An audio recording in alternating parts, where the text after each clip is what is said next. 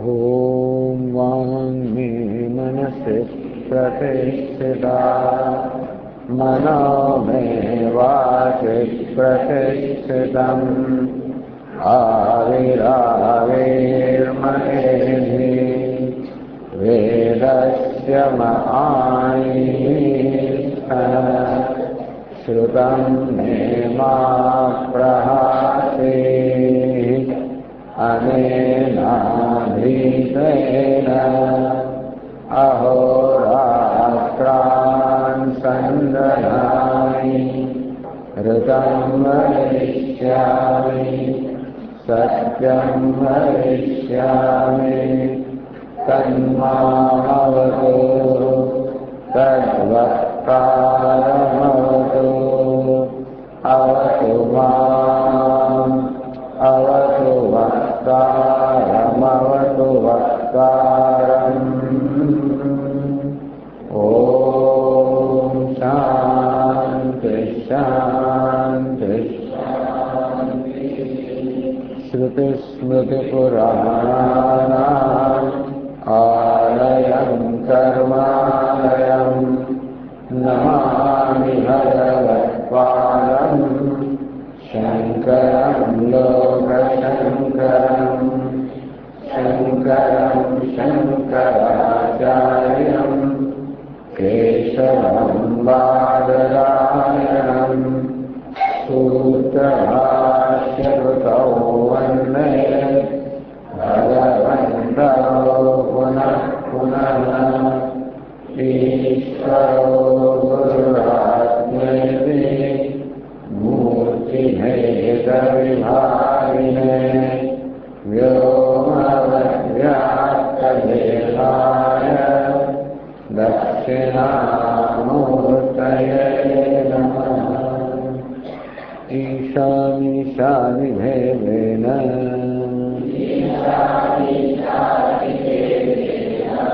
व्याकुलं सकलं जगत् निरीक्ष्य श्रोत्रियः कश्चित् श्रुतार्थग्रहणक्षमः।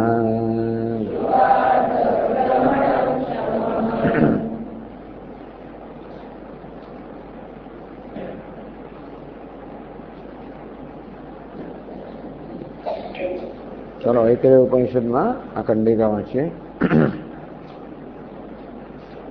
सईक्षत कथन्विदं मदृते स्यात् इति सईक्षत इतरेण प्रपद्यै इति सईक्षत यदि वाचाभिव्याहृतम् यदि प्राणेनाभिप्राणितम् यदि चक्षुषा दृष्टम् यदि श्रोत्रेण श्रुतम् यदि त्वचा स्पृष्टम् यदि मनसा ध्यातम् यज्ञपानेनाभ्यपानितम् यदि शिश्नेन विसृष्टम् कोहमिति आम सईक्षत कथम इदम मद्रते स्यात् ये विचार चिंतनम पुरुष सईक्षत कतरेण प्रपद्ये પછી એને વહી આગળ ચિંતન કર્યું ભગવાને કે હું કયા માર્ગે પ્રવેશ કરું અને સાથે સાથે એ ચિંતન કરવાનું જરૂર પડી કોણ નથી હું કોણ છું. જો વાણી વડે બોલાતું હોય પ્રાણ વડે સુંઘાતું હોય વગેરે આ સર્વ ઇન્દ્રિયો જો પોતપોતાનું કાર્ય કરતી હોય તો હું કોણ છું. આ પ્રમાણે હુંના સ્વરૂપ વિશેનું પણ ચિંતન કરવાનો અહીં અવસર મળ્યો. તો ગ્રંથકારે કહ્યા છે इदं विचारयामास स्वात्मनोत्र बुभुत्सया પોતાના સ્વરૂપને જાણવાની ઈચ્છાથી ઈશ્વરે કે પરમાત્મા પ્રકાર વિચાર કર્યો. દેહોના આત્મા વૈદિકાનામ સુપ્રસિદ્ધોથી કે દેહ તો આત્મા નથી. એ વાત વૈદિકો અર્થાત વેદનું તાત્પર્ય જાણનારા વિદ્વાનો માટે એવું સ્પષ્ટ છે કે દેહ આત્મા તથા છે. હેતુભિ દૃશ્યત્વાદિ આત્મજ્ઞ શક્યો દર્શિતમ નૃણામ. છતાં આત્મજ્ઞાની આચાર્ય મહાપુરુષો છે એમના વડે નૃણામ બીજા સાધકોને દુષ્યત્વાદિ હેતુભિ કે આત્મા દૃશ્ય છે, અનાત્મા દેહ દૃશ્ય છે, જળ છે, પરિચ્છિન્ન છે, એની પ્રકારના હેતુઓ વડે આત્મજ્ઞાની આચાર્યો જરૂર પોતાના શિષ્યોને એનો ઉપદેશ કરે છે. અને તેથી એ પ્રકારનું ચિંતન કરવામાં આવશે કે દેહ આત્મા નથી. અભી દેહોત્રકોના સંઘાતે અવગતે સતી. તો અહીં આ જે દેહ કહેવામાં આવે છે વાસ્તવમાં શું છે? સંઘાતે અવગતે સતી, સંઘાતે વિચ્છ દુષ્ટે સતી. દેહ એટલે કે સંઘાત. તો સંઘાત શું વસ્તુ છે? સંઘાત એટલે સમુદાય કે સમૂહ. એ જ વસ્તુ છે. એ જેને સમુદાય કહેવામાં આવે છે, સમૂહ કહેવામાં આવે છે, સંઘાત કહેવામાં આવે છે, અને વિવેકપૂર્વક સમજવામાં જયારે આવે ત્યારે જોઈએ કે આ જેને સંઘાત કહેવામાં આવે છે એમાં અનેક બધા અવાંતર સંઘાતો રહેલા છે. જ્ઞાન કર્મેન્દ્રિય પ્રાણભૂતાનામ પંચદા પુનઃ. આ જ્ઞાનેન્દ્રિયો, કર્મેન્દ્રિયો, પ્રાણ, પંચભૂત વગેરે એની પંચદા પાંચ પણ છે. સપ્તદાચ ત્વગાદિનામ, ત્વગ વગેરે ધાતુઓ છે એનું 7 પણ છે. ત્રિતા પુનઃ દોષાણાથી કફવાદ પિત્ત દોષ એનું 3 પણ છે. વિણમૂત્રયો તથા દ્વિત્વમ નિષ્ઠા મૂત્રનું 2 પણ છે. સ્વેદ પૂયયો આ પ્રસ્વેદ પરુ વગેરેનું 2 પણ છે. ચાલો આનંત્યમ કેશ લોમાદે, અને કેશ અને લોમનું તો અનંત પણ છે. વર્તતે પૃથક હૃદય. આ પ્રકારે જયારે આપણે પૃથક કરીએ દેહને સંઘાત કહેવામાં આવે છે, પણ આ દેહ પણ શેનો બનેલો છે? અનેક નાના મોટા સંઘાતનો બનેલો છે. એ પ્રકારે જયારે એને વિવેક જુદા પાડવામાં આવે. અસ્મિન કો નામ રહસ્યા. આ બધા આ કેટલાક 5 છે, કેટલાક 3 છે, કેટલાક 7 છે, કેટલાક 2 છે. આ બધામાં દેહ કોને કહેવાય? આ દેહ પ્રસિદ્ધ છે. પૂછવાનું શું તો કે આ બાદ પ્રસિદ્ધ અકિંચિત કરત્વાદ. વસ્તુ સામાન્ય લોકોમાં પ્રસિદ્ધ હોય માટે સ્વીકારી લેવું એવું નથી. ન્યાય અવિરુદ્ધ પ્રસિદ્ધિ વાચ્યા. જે ન્યાયની વિરુદ્ધ ના હોય, ન્યાયને અનુરૂપ હોય એ પ્રકારની પ્રસિદ્ધિને સ્વીકારવી જોઈએ. તો આ દેહ તો બરાબર છે, પ્રસિદ્ધ છે, તે સંઘાત છે, અવયવ છે. પણ સંઘાત એટલે શું કે સમુદાય, અવયવનો સમુદાય એટલે શું? અસ્મિન કો નામ દેહસ્યાત. આવાનો એક સંઘાત કે એક અવયવનો દેહ કહેવાય. સમુદાયોનો વસ્તુ સન, એને સમુદાય કહેવામાં આવે છે. એનાનું કોઈ વસ્તુ છે, સમુદાયનું કોઈ વસ્તુ નથી. સકિમ પેદ્ય વિભિન્ન આને સંઘાત કહો છો, સમુદાય કહો છો, સમૂહ કહો છો. એ સમૂહના જે સભ્યો છે એ સભ્યો કરતા જુદો છે. અથવા સમુદાય અથવા તો વ્યક્તિગત સભ્યો કે અવયવો જેને સમુદાય બને છે એ પ્રત્યેક અવયવ જે છે એ સમુદાય છે કે પછી આ સમુદાય અવયવો કરતા જુદો છે? 2 પક્ષો આવી શકે. આ દે તો અદર્શનમ પૂર્વમક્તો એ દૂષણમ. તો એમ કહેતા હો કે ભાઈ સમુદાય આ બધા અવયવો કરતા જુદો છે, તો અવયવોને લઈ લેવામાં આવે તો સમુદાય નામની કોઈ વસ્તુ જણાતી નથી. એટલે ભલે એમ કહેતા હોય કે સમુદાય નામની વસ્તુ છે, પરંતુ એ તો આપાદ પ્રસિદ્ધ છે, લોક પ્રસિદ્ધ છે. જે ન્યાયપૂર્વક ચિંતન કરવામાં આવે ત્યારે આ અવયવો કરતા અલગ કોઈ સમુદાય હોય એવું જણાતું નથી. એકસ્મિન અદૃશ્યત્વાદ. તો આમાં એક સમુદાય રહે છે કે એક ઇન્દ્રિય કે એક કર્મેન્દ્રિય કે જ્ઞાનેન્દ્રિય છે, એ બધું આવતું નહીં. તો તમારે દેહનો એવો વ્યવહાર થતો નથી. કોઈ જ્ઞાનેન્દ્રિયને, કર્મેન્દ્રિયને, આમાંના કોઈ પણ અવયવને દેહ કહેતું નથી. દ્વિતીયો ન ઉપપદ્યતે એટલેથી આ બીજો વિકલ્પ છે એ પણ તર્કયુક્ત નથી. સર્વે તે મિલિતા સ્વસ્યા તો કે નહીં, આ બધા મળીને પછી સમુદાય થાય. તથા કે પુનરુક્તતા એમ કહીએ તો આ બધાનું મળવું એટલે સમુદાય, આ બધા મળીને સમુદાય થાય. તો આ બધાના મળવાથી સમુદાય થયો એમ કહીએ આપણે.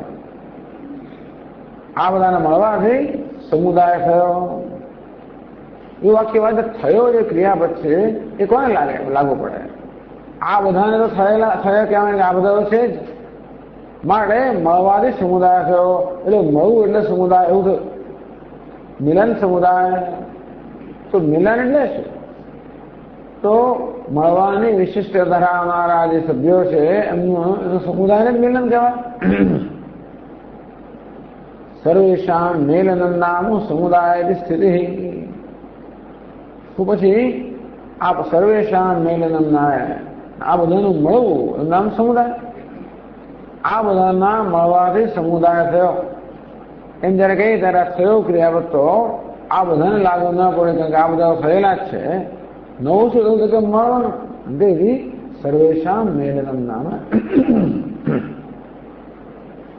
આ બધાનું મિલન એનું નામ સમુદાય. તો મિલન એટલે સમુદાય, સમુદાય એટલે મિલન. એ ટૂંકમાં આ તો તમારી પુનરુક્તિ થઈ. આગળ કરે છે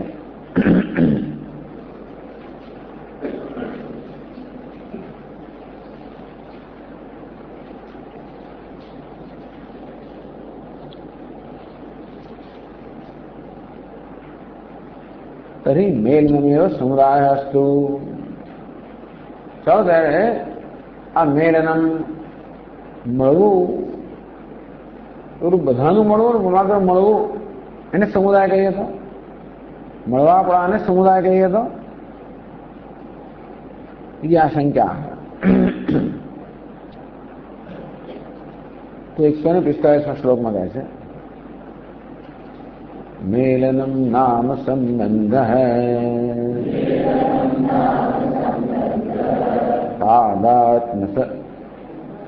तादात्म्यथवा परम तादात्म्ये सदिचैक्येन मेलनम दुर्घटम भवेत्. ચાલો ભાઈ આમ મળવું એટલે શું? મેલનમ નામ સંબંધ. મળવું એટલે કે સંબંધ. બધા મળીને સમુદાય થાય તો બધાનું મળવા પણ સમુદાય હોય તો મળવાનું એટલે શું? મળવા પણ શું? મિલન એટલે તો કે સમુદાય એટલે સંબંધ. જે અત્યારે સંબંધિત ન હતા એ બધા અવયવો કે સભ્યો જયારે સંબંધિત થાય ત્યારે આપણે એને મળવા પણ કહીએ અને આપણે એને સમુદાય કહીએ. તો મેલનમ નામ સંબંધ. તો મેલનમ સંબંધ રૂપની જે ઉત્તમ. મેલનમ કે મિલન એટલે શું? તો કે સંબંધ એટલે મિલન. નદી की खुशियों ભેગી કરना આપણા સમુદાય એટલે કે બધાનો સંબંધ કશો હોય તો સમુદાય કહેવાય. એક ખુશી અહીં હોય, બી ત્યાં હોય, બી ત્રીજી જગ્યા, તો સમુદાય ના કહેવાય. એક સ્થળે કઈ રીતે મળેલા હોય તો એને સમુદાય કહેવાય. મેલનમ સંબંધ રૂપમ. તો મળવું મેલન એટલે મિલન એટલે સંબંધ. તો ભાઈ તાદાત્મ્યમ અથવા પરમ. આ સંબંધ એટલે શું? સંબંધ વિશે વિચાર કરીએ. સંબંધ એટલે તાદાત્મ્ય. જેમ કે અગ્નિ લોખંડનું તાદાત્મ્ય થઈ જાય એમ તમે સંબંધ કહો છો. અથવા પરમ. અથવા સંબંધ એટલે તાદાત્મ્યથી બીજી કોઈ વસ્તુ છે એના સંબંધ કહો છો. તન્મેલનમ સમવાય સ્થાને મીમાંસકે અભિષિક્તમ તાદાત્મ્યમ. તો આપણે એને તાદાત્મ્ય કહીએ, એને મીમાંસક લોકો સમવાય કહે છે. વેદ સહિષ્ણુ અભેદ તાદાત્મ્ય. મીમાંસક તાદાત્મ્ય કોને કહેવાય? ભેદ સહિષ્ણુ અભેદ. ભેદને સહન કરનાર અભેદ. ભેદ વિરુદ્ધ ના હોય અભેદ. જેમ કે અગ્નિ અને લોખંડનું તાદાત્મ્ય થવું, તેમ અગ્નિ અને લોખંડનો ભેદ રહી જાય છે છતાં અભેદ છે.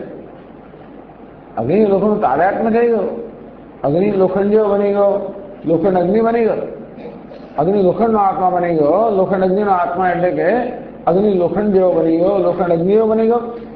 જેથી આપણે બેન જુદા ના પડી શકે એમ તાદાત્મ્ય કે આ જ અગ્નિ છે, અહીં જ અગ્નિ છે, અહીં લોખંડ છે એમ ન કહી શકીએ. જ્યાં લોખંડ છે ત્યાં અગ્નિ છે, એ તાદાત્મ્ય કહેવાય.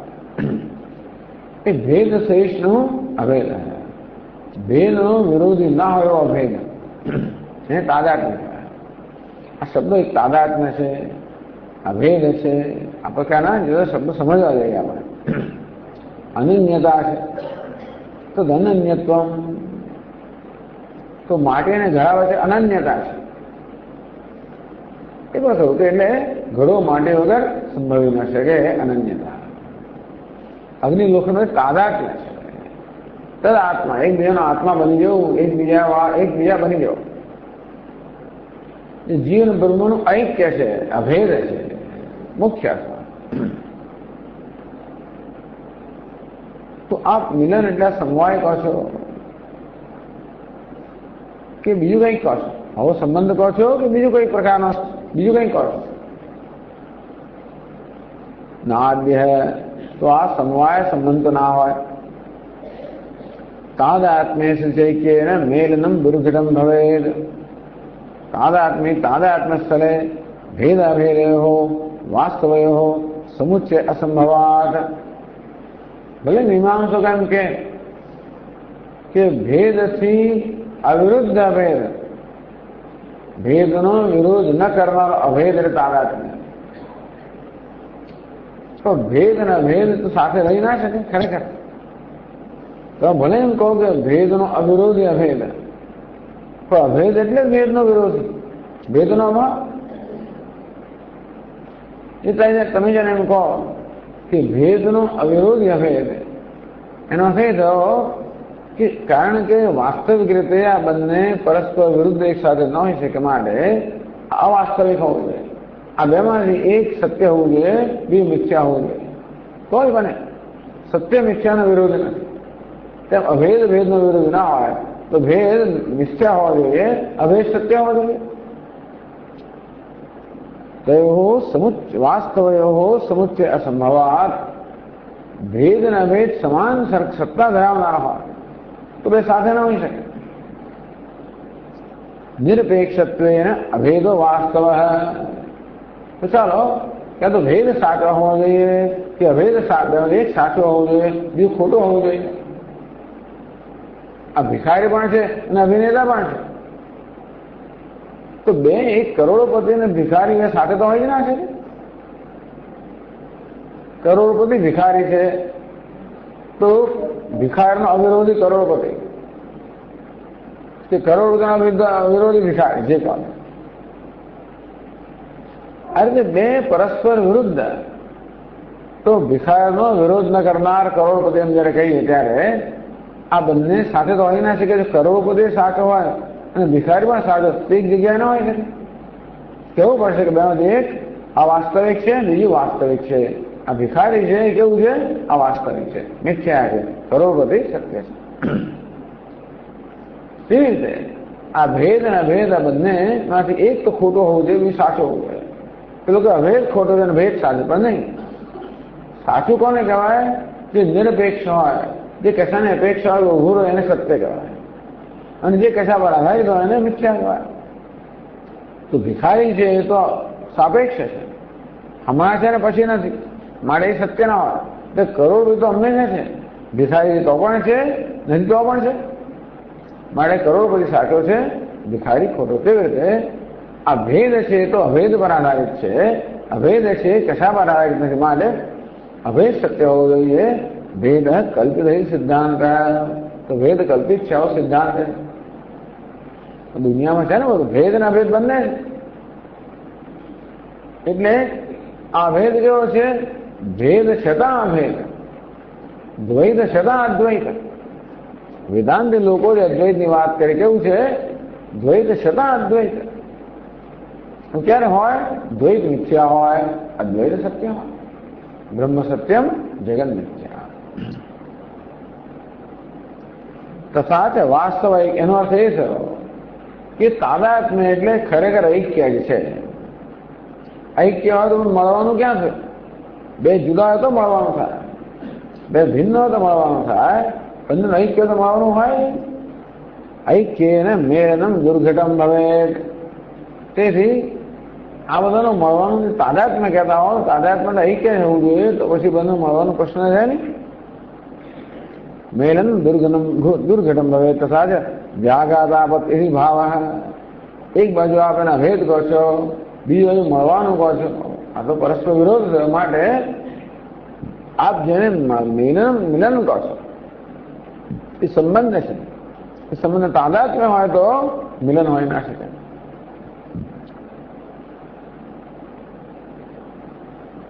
અપર પક્ષ એ સિવાય બીજો કયો સંબંધ છે?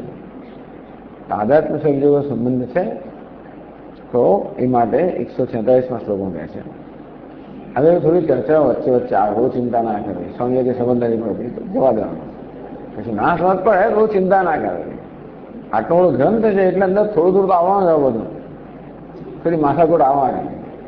સિદ્ધાંત છે ને, સિદ્ધાંત એટલે ગ્રંથ છે એટલે એમાં ચોકસાઈ હોવી જોઈએ. એ ચોકસાઈ કરવા માટે ઘણી વાર બધી ઘણી ક્લિષ્ટ ચર્ચાઓમાં આવે. પણ એ ધારો કે આપણે સમજ ના પડે તો નિરાશ ના થઈ જવું, ચાલો જવા દેવું. સમજવાનો પ્રયત્ન કે ન સમજાયું નથી. આટલા વર્ષોનો વેદાંત સાંભળો સમજાય જ, પણ કદાચ એવું લાગે નહીં સમજાય તો ચિંતા ના કરે. તો તાદાત્મ્ય સિવાય બીજો કોઈ સંબંધ છે? 147માં શ્લોકમાં કહે છે અપરમ નહીં સંબંધ શબ્દાર્થમ લભતે ક્વચિત સમો બંધેસ્તથા કોર્થઃ કથનીયં ત્વયાધુના.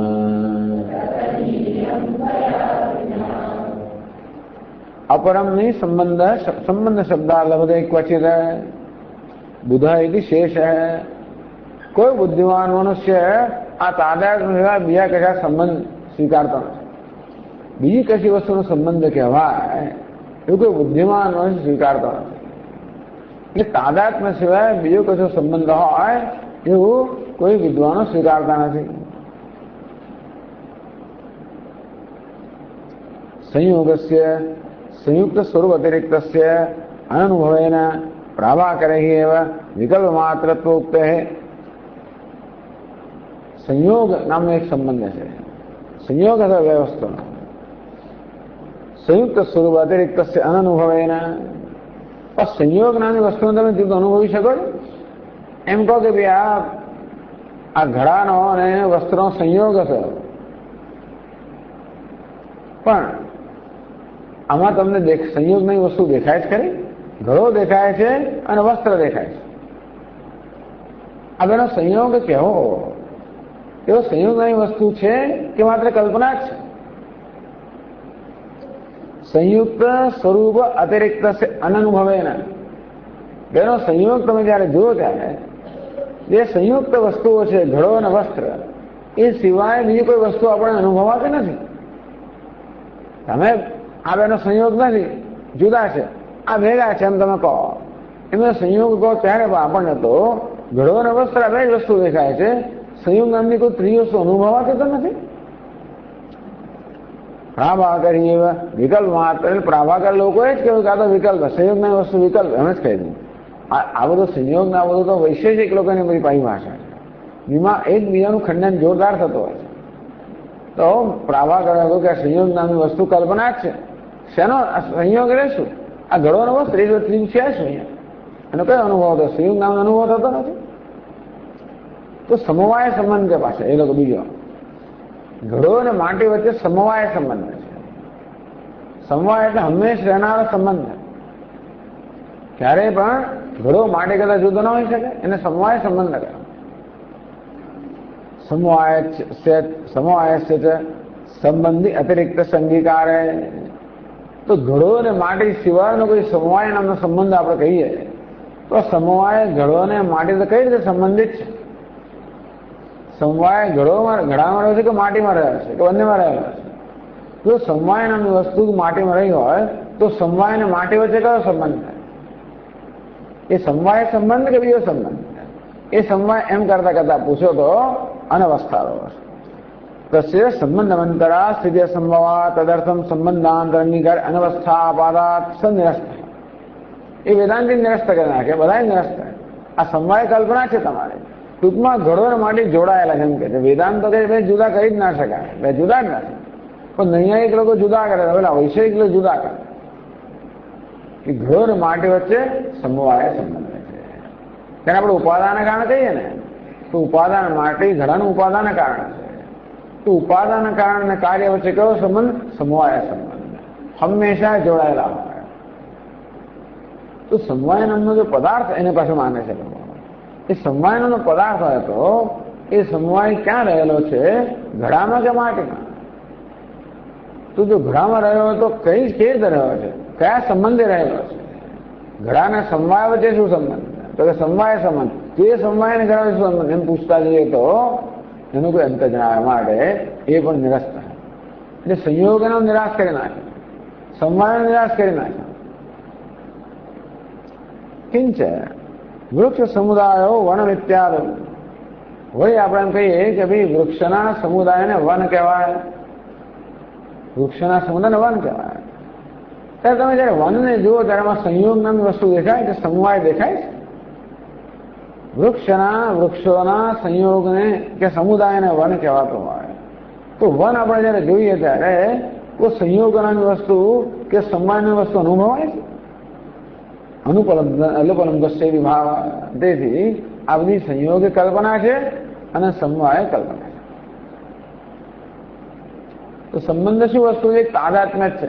તાદાત્મ્ય સંબંધ હોય જ ના છે, કારણ તાદાત્મ્ય એટલે એક જ તો સંબંધ ના હોય. એ સંબંધની વસ્તુ જ સિદ્ધ થતી નથી. કિંચ સંબંધ શબ્દ અવયવાર્થ અસંભવેન. આ સંબંધ શબ્દ જ્યારે બનેલો છે, સમ અને બંધ અને સંબંધ બન્યો તો એ બંને અવયવ જોઈએ આપણે. સંબંધ શબ્દના આપણે સમ અને બંધ આ બેના અર્થ દ્વારા સમજવા માંગીએ તો કશું એમાં અર્થ નીકળતો નથી. એ કહે છે સંબંધ નિરૂપણ અસંભવાદ. એ બંનેના અવયવનો અર્થ આપણે ક્યાંય દેખાતો નથી, માટે સંબંધ નામના શબ્દનો અર્થ આપણે નક્કી કરી શકતા નથી. સંબંધ રૂપ સમુદાયો ન વક્તુમ શક્ય. માટે આ સંબંધ સમુદાય એટલે સંબંધ એ કહેવું શક્ય નથી કે સંબંધ છે જ નક્કી થતો નથી. તો કે છે બીજી 146 બીજી પંક્તિમાં સમો બંધે તથા કોર્ત કથનીયમ ત્વયા ગુણા. તો વેદાંતિને પૂછે પેલા કરો સંબંધ કહો છો, સંબંધ બન્યો સમ અને બંધ. સમ એટલે શું? સમ શબ્દની છઠ્ઠી વિભક્તિ અને બંધે એટલે બંધેની છઠ્ઠી વિભક્તિ. આ બંધ ધાતુને વૈયાકરણ લોકો બંધી એવી કે કહે. બંધ બંધને એટલે બાંધવું ટૂંકમાં. તો સમો બંધે તથા કહ અર્થ. આ સંબંધમાં સંબંધ શબ્દે સમ એથી સમ એથી ઉપસર્ગ છે. સમ ઉપસર્ગ છે, બંધ ધાતુ છે. તો આ બેનો અર્થ શું એ તમારે કહેવું જોઈએ. સંબંધ એટલે શું એ તમે કહો. સંબંધ કરો એ પહેલા સંબંધ શબ્દનો પ્રયોગ કરીને અન્ય લોકોને તમે ગૂંચવાડો એ પહેલા. આમાં શું લોકો શબ્દ પ્રયોગ કરીને આપણને એવા ગૂંચવાડી જાય ઉભાડો આગળ વધતા પહેલા. આ સંબંધ એટલે શું? સમ ઉપસર્ગ છે અને બંધ ધાતુમાંથી બંધ શબ્દ બન્યો. તો સમ ઉપસર્ગ અને બંધ ધાતુ એ બે મળીના જે સંબંધ શબ્દ બન્યો એનો શું અર્થ છે એ તમારે પહેલા નક્કી કરો. તો 147 શ્લોકમાં કહે છે સમ્યક ત્વં સંધ્વનેરર્થ બંધેશ્ચૈવાપી બંધનમ ન ચૈતમપી પશ્યામઃ વિના વિના તે વચનમ ક્વચિત. એવી ચર્ચાઓ થતી હશે અંદર બધા વિદ્વાનો વચ્ચે, એ આવી જ ચર્ચાઓ થાય. ચાલો ભાઈ, સમ અને બંધ. સમ્યક્ત્વમ સંધ્વને સમ ધ્વનિ, સમ શબ્દનો અર્થ થાય સમ્યક્ત્વમ. સમ શબ્દ સંધ્વનિ, આ સમ અને ધ્વનિ પણ મકારનો નકાર થઈ ગયો, ધના વર્ગનો આવે એટલે સંધ્વનિ, એટલે કે સમ શબ્દ છે. આ સમ જે ઉપસર્ગ છે શું થાય સમ્યક્ત્વમ, એટલે સારાપણું, યોગ્યપણું, સમ્યક્ત્વમ સાચાપણું. એમ કહો સમ એટલે સમ્યક્તા, સમ્યક્તા એટલે સાચાપણું. અને બંધે ચૈવાપી બંધનમ, તમે શું કહેશો? એ સંબંધ શબ્દ તમે સમજાવો જોઈએ. એ સમજાવ તમે કહેશું કે આ કહેશો સમ ઉપસર્ગનો અર્થ સમય સમ્યક, યોગ્ય, સાચું, સારું. અને બંધ એટલે બાંધવું, આવું તમે કહેશો. સારી રીતે બાંધવું બીજું તમે કહેશો શું? સંબંધ એટલે સારી રીતે બાંધવું, બરોબર છે. સારી રીતનું બંધન, સાચું બંધન એટલે સંબંધ, એવું તમે કહેશો. એ દેવત્વાય વક્તવ્ય, તમે આથી બીજું શું કહેશો? અર્થાંતર અસંભવાદિથી. આ સમ અને બંધ એ બે શબ્દોનો આ સિવાય બીજો અર્થ સંભવિત નથી. માટે સમ એટલે સાચો અને બંધ એટલે બાંધવું, બંધન, સાચું બંધન કે બરોબર બંધન, એવું તમે અર્થ કરશો. બીજો શું અર્થ કરી શકશો? તો એ અર્થ અમે કરીએ છીએ. તો બોલો નચ એતમપી પશ્યામ વિના તે વચનમ ક્વચિત. એતમપી તે વચન વિના ક્વચિત સાંસારિક વસ્તુ ન પશ્યામ. અમને દુનિયાની કોઈ પણ જગ્યાએ આ તમે જે સંબંધ કહો છો સારી રીતે બાંધવું, સારી રીતનું બંધન, આ પ્રકારનું દુનિયા અમને ક્યાંય દેખાતું નથી. દુનિયામાં કોઈ જગ્યાએ સારી રીતે બાંધવા પણ સંબંધ અમને જણાતો જ નથી. તમે કહો છો, તમારા કહેવા સિવાય બીજે ક્યાંય જણાતો નથી. તું કહે છે ભાઈ, હું કહું, તું કહે છે એટલે શું થઈ ગયું? કારણ કે હું કહું છું એમાં શું થઈ ગયું? ઘણું ચાલે પછી તો ગામડામાં તુવળી કઈ વાળી મૂળ એમ કહી દે. તુવળી કેનાર કોણ? આપણે શહેરમાં એવું કહીએ તુવળી કઈ વાળી મૂળ, એટલે શું થઈ ગયું? તું કહે છે શું થઈ ગયું? ટૂંકમાં તારા સિવાય, તારા કહેવા સિવાય આ સંબંધ નામની બીજી વસ્તુ અમને ક્યાં દેખાતી ને. કિંતુ ત્વદ વચને એવો પશ્યામ, આ તારા કહેવા સિવાય સંબંધ નામની બીજી વસ્તુ અમને બીજે ક્યાંય દેખાતી નથી. તથા જે સંબંધ શબ્દાર્થ બોધો લૌકિકો વિકલ્પ માત્ર. ભલે લોકો સંબંધ શબ્દનો અર્થ વાપરતા હોય, સંબંધ શબ્દ છે એમ કહીએ ત્યારે લોકોમાં સમજ પડે છે. એવું છે સંબંધ શબ્દ જયારે વાપરીએ ત્યારે તમે કહો એવું કેમ કહો છો કે ક્યાં દેખાતું નથી? અમે કહીએ છીએ એવું નથી.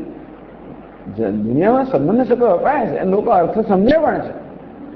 તથા જ સંબંધ શબ્દાર્થ બોધ, સંબંધ શબ્દનો અર્થ છે એનું જ્ઞાન જે છે લૌકિક વિકલ્પ માત્ર, એ લોકોની કલ્પના જ છે.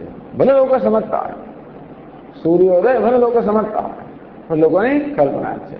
સૂર્યાસ્ત ભલે લોકો સમજે તો લોકોની કલ્પના જ છે.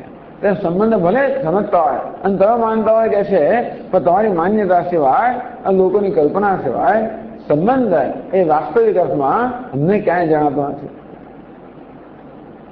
તો સંબંધ રૂપ સમુદાય, જયારે સંબંધ નામની વસ્તુ નક્કી ના થઈ શકે, સિદ્ધ ના રહે, તો સંબંધ રૂપ સમુદાય એનો પ્રશ્ન જ ના.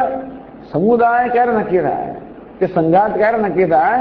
જે સંબંધ થાય ત્યારે સંઘાત થાય. તો સંબંધ નામની વસ્તુ જ જણાતી નથી, તે એવી કલ્પના જ છે. ભાઈ સંબંધ થયો, બરોબર, સારું થયું. તો એમાં પેલા બ્રાહ્મણ કે ચાલો આ એટલે એ સિવાય કલ્પના તો છે શું બીજો થયું છે શું બીજું? એવું કોઈ પરિવર્તન થયું નથી. જે અંદર થાય છે સારું જ થાય છે, ના નથી. કલ્પનાથી આગળ કઈ છે એ આગળ કહે છે. એ તો દિવસ ફૂટે પોતે એને સ્પષ્ટ કરે છે આગળ. કાલત્રયેન પર્યેતે તત્સમ્યગિતિ ગીયતે पर्येति चेदं सकलम् जडत्वाद्रज्जु सर्पवत्।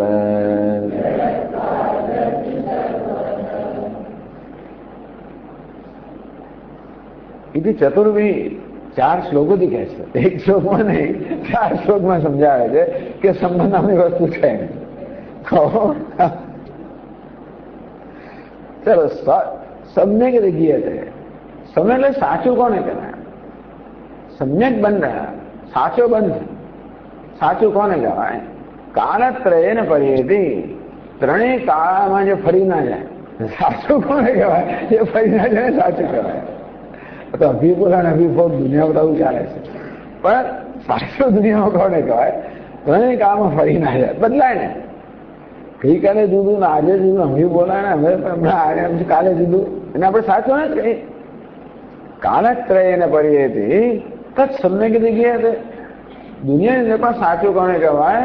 જે ત્રણેય કાળમાં બદલાય નહીં એને સાચું કહેવાય. ન પર્યેતિ ન પરિણમતે ન અન્યથા ભવતિ ઇત્યર્થ. એ છે એને કરતા જુદું ના થાય, બદલાઈ ના જાય, એનું નામ આપણે કહીએ છીએ સાચું. પણ પર્યેતિ એકદમ સકલમ, જગતમાં બધું પરિવર્તનશીલ જ છે, એમાં સાચું છે જ. આપણે સાચો બંધ કરે, સાચી વસ્તુ શોધો, પછી બંધનને શોધીશ. સંબંધમાં એક સાચો અને બંધ, સાચી નામની વસ્તુ અમને તો ક્યાંય જણાતી નહીં. સંસારમાં અમને ક્યાંય સાચું જણાતું નહીં, કારણ કે બધી વસ્તુ પરિવર્તનશીલ છે. પર્યેતિ ઇદમ સકલમ, ઇદમ સકલમ પર્યેતિ છે, આ બધું તો પરિવર્તનશીલ છે.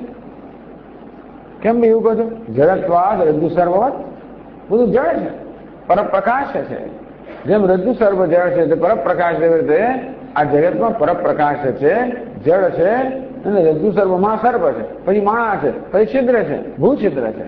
તેમાં જગત પણ સતત પરિવર્તનશીલ છે, માટે એમાં સચ્ચાઈ ક્યાંય અમને જણાતી નથી. પ્રદિક્ષણ પરિણામો સર્વે ભાવારૂપે ચિત્તશક્તિ સાંખ્ય સિદ્ધાંત. ચાલો સાંખ્ય લોકો આવું કહે કે ચિત્તશક્તિ અર્થાત ચૈતન્ય સિવાય, પુરુષ સિવાય બાકીની બધી વસ્તુઓ પ્રત્યેક ક્ષણે પરિવર્તનશીલ છે. સાંખ્ય લોકો પુરુષ અને પ્રકૃતિ બે સિદ્ધાંત સ્વીકારે છે. એ લોકો એમ કહે છે કે ભાઈ પુરુષ સિવાયની બાકીની વસ્તુ એટલે પ્રકૃતિ છે એ સતત પરિવર્તનશીલ છે, અને તેથી આ જગતમાં બધું સતત પરિવર્તનશીલ છે. અને માટે ત્રણેય કાળમાં પરિવર્તન વગર ન હોય, આપણે જેને આપણે સાચું કહીએ તું જગતમાં ક્યાંય જણાતું નથી. આ તો અન્યદાર્થમ બૃહદારણ્યકો, આ તો અન્યદાર્થમ કે છંદો કહે છે, બૃહદારણ્યકોમાં કહે છે કે અતઃ આ પરમા બ્રહ્મ સિવાય બાકી અન્ય છે આર્તમ, એ તો મિથ્યા છે જ નહીં. બીજી સુદેશ છે ભાવ. ટૂંકમાં સમ નામની વસ્તુ ક્યાંય જણાતી નથી, સાચી નામની વસ્તુ કોઈ જણાતી નથી. ચાલો બંધન ક્યાં દેખાય છે આપણે જોઈએ. એ કહે છે આગળ,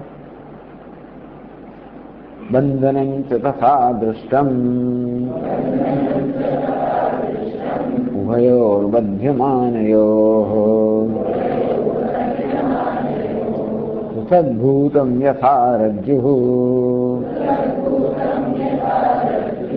દૃષ્ટયોરુભયોર્ગવોઃ.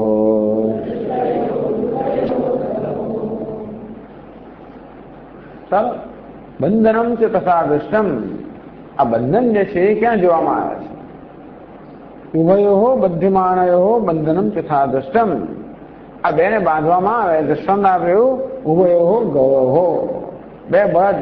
ટૂંકમાં ગાય એટલે ભાઈ બાંધતું નથી, બે બળદ ને બાંધે કાઢવામાં તો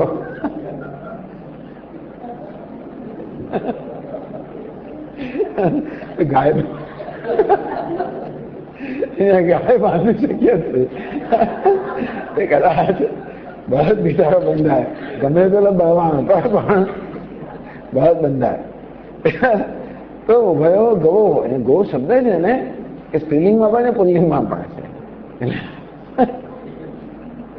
બે બળદ ને બાંધ્યા ધારો કે મૂર્ખ બંધાય, કોણ મૂર્ખ લોકો જ બંધાય. ઉભયોમાં ગવો, ટૂંકમાં બંધન એટલે રજ્જુના બંધન કહીએ. બે ગાય કે બળદ ચાલો એને બાંધનારો હોય તો રજ્જુ કહો દુષ્ટયો ઉભયો ગવો રજ્જુ યથા બંધનમ. તો બે બળદને કે ગાયને બાંધણા રજ્જુને આપણે બંધન કહીએ. એ બંધન કઈ વસ્તુ છે? બંધાયેલા બે કરતા જુદું હોય. બે ગાયને કે બળદને બાંધવામાં આવ્યા હોય દોરડા વડે, તો દોરડું જે બંધન છે એ બંને કરતા જુદું હોય. બંધનમ છે તથા દુષ્ટ. આ બંધન આને કહીએ છીએ આપણે. એટલા જ માટે પેલું કંઈક શું કહેવાય, અહીં એક આ છેડો લે પેલા છેડો લે અને બંધન બાંધવામાં આવે, એ બે કરતા જુદું હોય. જે બંધન છે જે રજ્જુ બંધ કરનારું છે બંને કરતા જુદું હોય. બંધનમ તથા દુષ્ટમ ઉભયો બદ્ધમાનયો. બદ્ધમાન ઉભયો, જે બંધાનારા બંને છે એના કરતા બંધન જુદું હોય. ઠીક છે. ઉભયો બદ્ધમાનયો યદ બંધનમ તત્તાભ્યામ પૃથક્ભૂતમ દૃષ્ટમ. આપણો અનુભવ છે કે બંધાયેલી બે વસ્તુઓ કરતા જે બંધન છે જેમ કે રજ્જુ એ બંને કરતા જુદું હોય તો આપણો અનુભવ છે. યથા રજ્જોહો ભિન્નત્વેન દૃષ્ટયો ઉભયો ગવો. જેવી રીતે યથા રજ્જોહો જેવી રીતે રજ્જુનું ભિન્નત્વેન દૃષ્ટયો ઉભયો દૃષ્ટયો બને તો બંને ગાય કે બળદ છે એ ભિન્ન દેખાય છે. બંધન શું વસ્તુ છે? જે વાસ્તવમાં એકબીજા કરતા ભિન્ન છે એને બાંધનાર જે હોય ને બંધન કહેવાય. તો બંને બળદ જે આપણે જુદા જોઈએ છીએ એકબીજા કરતા, શું એ જ કહ્યું દુષ્ટ ઉભયો હો ગવો હો દુષ્ટયો હો કે ઉભયો હો બદ્ધમાન દુષ્ટયો. બંને બંધાયેલા છે એકબીજા કરતા ભિન્ન છે એ તો આપણે જોઈ શકીએ છીએ.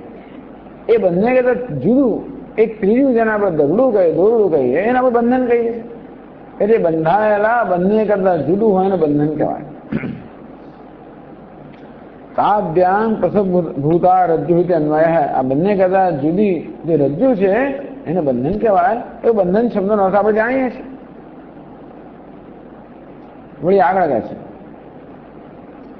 અભિમૂર્તમ ચ તદ્દૃષ્ટમ નામૂર્તમ ક્વાપી બંધનમ આકાશે ન બધ્યન્તે ઘટસ્તંભપટાદયઃ.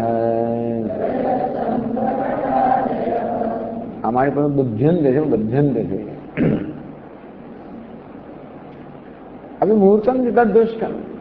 ભાઈ રજ્જુ વગેરે જે બંધ છે એ કેવું છે? મૂર્ત છે, આકાર વાળું છે, ઘડાયેલું છે, નક્કર છે.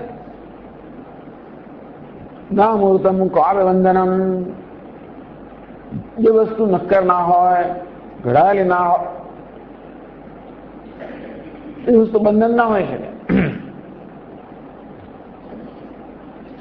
મૂર્તમ ઘનાવયવમ તદબંધનમ લોકે દૃષ્ટમ. મૂર્ત કોને કહેવાય? ઘડેલું હોય ને ઘન અવયવ. આ માટેના કણ બધા છૂટા છૂટા આપણે મૂર્તિ ના કહીએ. એ માટેના બધા કણોને બરોબર ઘન એટલે એ બીજાને એકબીજા સાથે બરોબર જોડવામાં આવે જેથી એ બધા કણો વચ્ચે કોઈ અંતર ના રહે એમ ઘન અવયવ. બધા અવયવોનો બરોબર ઘટ્ટ રીતે એકબીજાને જોડવામાં આવે તો આપણે મૂર્તિ કહીએ ને, મૂર્ત. આ રજ્જુ પણ મૂર્ત છે. એ રજ્જુ મૂર્ત ના હોત, ઘન ના હોત, નક્કર ના હોત તો બેને બાંધી ના શક્યો, તો છૂટા છૂટા જ રહ્યા.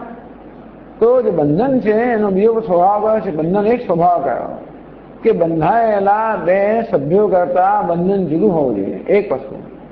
બીજું એ કે બંધન સ્વયં ઘન હોવું જોઈએ, મૂર્ત હોવું જોઈએ, એટલે કે એ નક્કર હોવું જોઈએ, અનેક અવયવોનો સંધાર હોવો જોઈએ.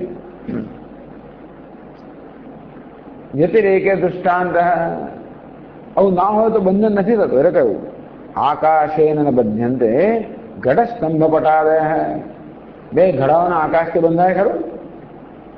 બે ઘડાઓને કે ઘડાને વસ્ત્રને કે થાંભલાને ખરો ઘડોને થાંભલો બાંધવા હોય તો આકાશથી બંધાય?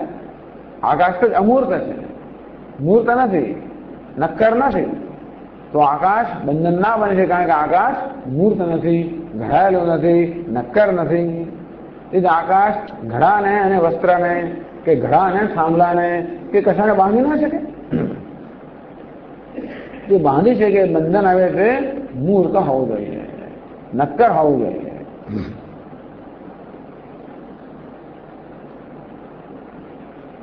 આ પ્રકારે સંબંધ કોને કહેવાય એની વ્યાખ્યા કર્યા પછી તમને દેહમાં ક્યાં દેખાય છે? આ દેહને સંઘાત કહો છો. સંઘાત એટલે દેહ, અનેક અવયવોનો સંઘાત, અનેક અવયવોનો સમુદાય એટલે દેહ, એમ આપ કહો છો. તો સમુદાય એટલે સંબંધ, અનેક અવયવોનો સંબંધ એટલે કે દેહ. તો આ સંબંધ દેહમાં ક્યાં દેખાય જયારે અમને કહી આપો. એટલે કહે છે ન ચ દેહે તથા કિંચિત તત્વાનામિહ બંધનમ દૃશ્યતે તેન સંબંધ શબ્દાર્થો નાસ્તિ કશ્ચન.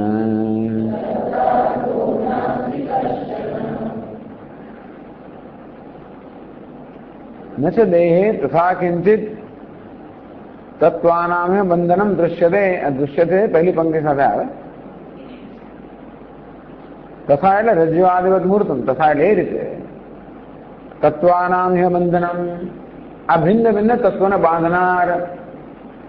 જેમ પંચ જ્ઞાનેન્દ્રિયો એ જ્ઞાનેન્દ્રિયોને બાંધનાર, પંચ કર્મેન્દ્રિયાની કર્મેન્દ્રિયો બાંધનાર, કે એક સમુદાયને બીજા સમુદાય સાથે બાંધનાર.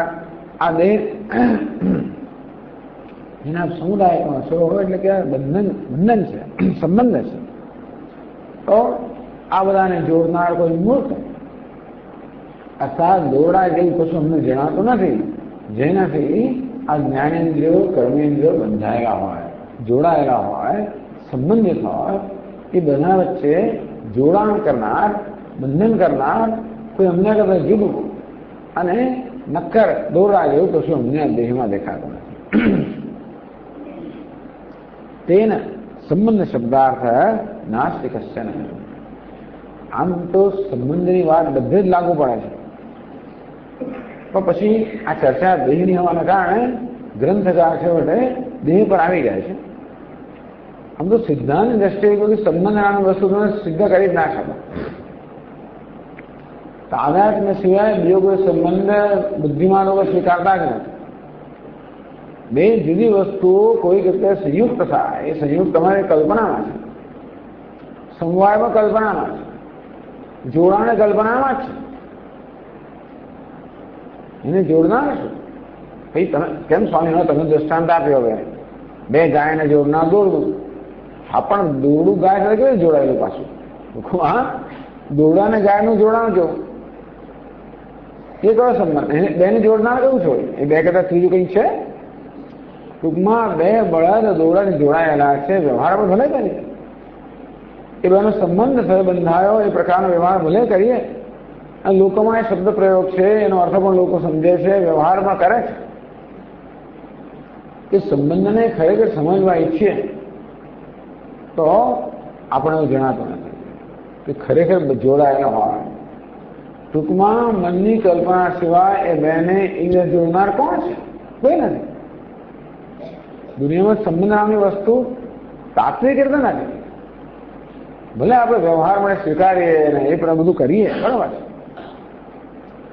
એટલા માટે નહીં તો પછી આ જેને શું કહેવાય આપણો છૂટાછેડા ડાયવોર્સ લેવો તો હોતો જ નહીં ને.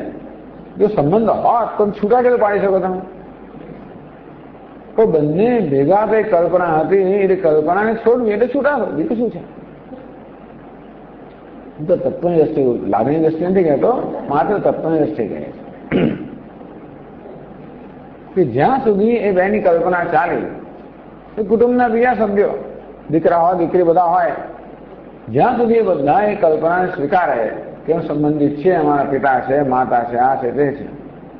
કાલથી હું તારો દીકરો એમ કહી દે લોકો, ભાઈઓ કહેતા હોય છે, હું તારો દીકરો નથી, હું આમ નથી, મને મોં ના દેખાડો, મને જોવું નહીં, હું તારો બાપ નથી, દીકરી વગેરે વગેરે. એ જે પ્રકારની કલ્પના આપણે જાળવી રાખવાની જેને કારણે સંબંધ હતો એ કલ્પના દૂર થઈ, સંબંધ દૂર થયો. જાણે જાણતા જ નથી, ઓળખતા જ નથી, એવું પણ થઈ જાય. વર્ષો સુધી સંબંધ હોય, મિત્રતા બધું હોય, પછી જાણે જાણતા જ નથી. એ ક્યાં હતું બધું? કલ્પનામાં હતું. કલ્પના જતી રહે. જે કારણે કલ્પના હતી એ કારણે જતું તો કલ્પના જતી રહે. આવું કેમ કહેવાનું? એટલે આ બધું મિથ્યા ધંધો ચાલતો હોય છે. એને તો લોકો એટલી સત્યતા આપીને બધા સુખ દુઃખના આ બધા કારણો છે. એટલે કે આપણો સંબંધ ના હોય એમ કહેવાનું છે. આપણે જાણવું છે કે બધાની સત્યતા કેટલી છે. આ બધાને પારમાં જ સત્યતા આપીને એટલા દુઃખી થઈએ છે આપણે કે પછી પણ સ્વામી તમે આસક્તિ વગર થાય છું, બરોબર છે? ના થાય. બસ તો